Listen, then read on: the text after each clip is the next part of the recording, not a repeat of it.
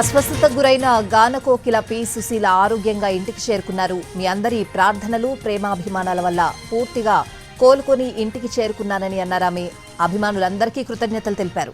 3 రోజుల క్రితం తీవ్రమైన కడుపు నొప్పితో చెన్నై కావేరీ ఆసుపత్రిలో చేరారు పి సుశీల.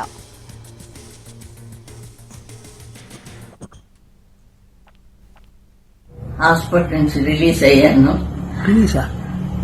ఆరోగ్యంగా సంతోషంగా పంపించారు.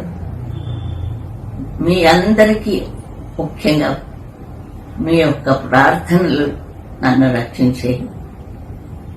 దేవుని నమ్మినవాడు ఎప్పుడు చెడడు. இந்த இசைக்கும்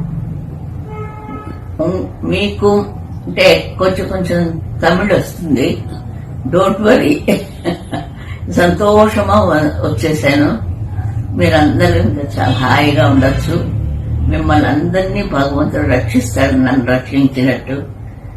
మీకు అందరికీ కోటి దండాలు, కోటి నమస్కారాలు. ఎప్పుడు చల్లగా ఉండాలి. ఆయుష్మాన్.